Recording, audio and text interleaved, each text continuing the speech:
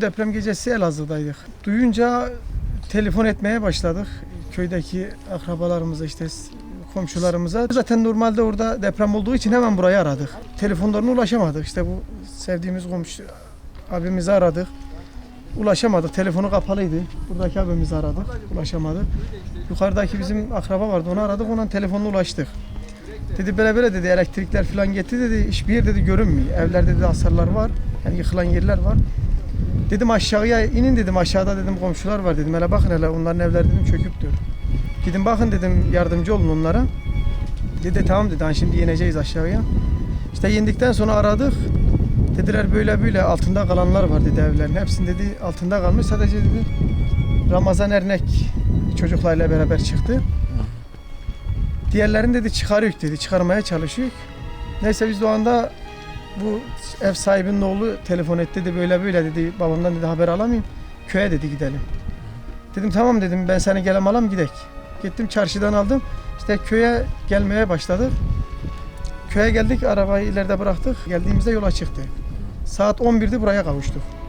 11'de geldik ki buradan çıkarıyorlar işte, Ramazan abiyi çıkarıyorlar. Hanımını çıkarmışlardı, çıkardılar, biz geldik. Köylüler kendi imkanlarıyla çıkarmıştı, geldik diğer Ramazan abiyi de çıkarıyorlar köylülerimiz. İşte ona bayağı bir uğraştılar. Bir saat falan geçti aradan çıkarmaları. Çıkardıktan sonra kalp masajı falan yapıldı. Sıcaklık vardı vücudunda.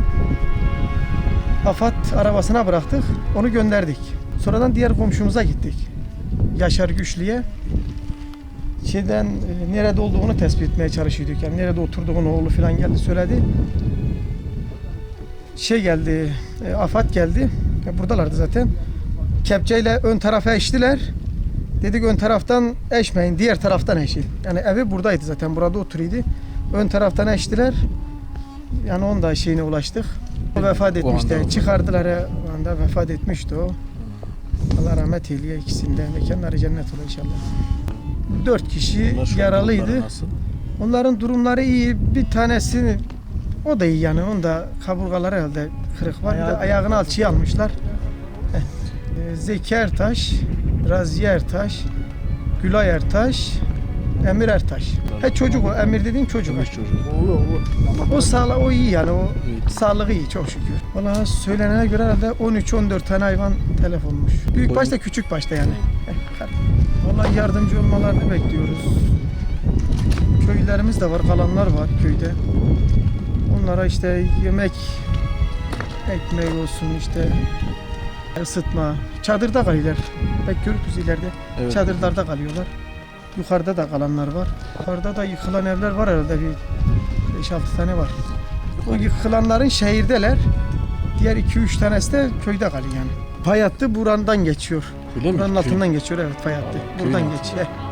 2006'da mıydı oldu? 2005'te mi? 2007'de oldu. 2007'de oldu. Hasar olmuş. Hasar olmuştu, evet. Evlerine yine bayağı bir yıkılma oldu yani, ön cepheden falan bazı yıkılma oldu.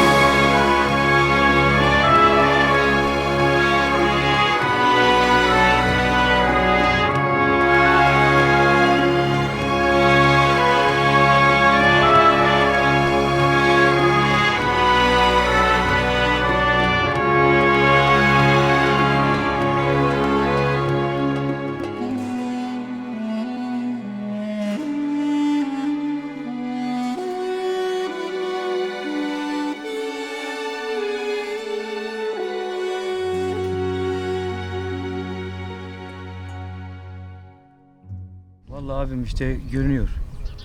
Yani çok korktuk. Yani hissetmedik yani bir anda oldu. İçerideydik. Yok Yıkılması. öyle yani çok derinden oldu. Hı.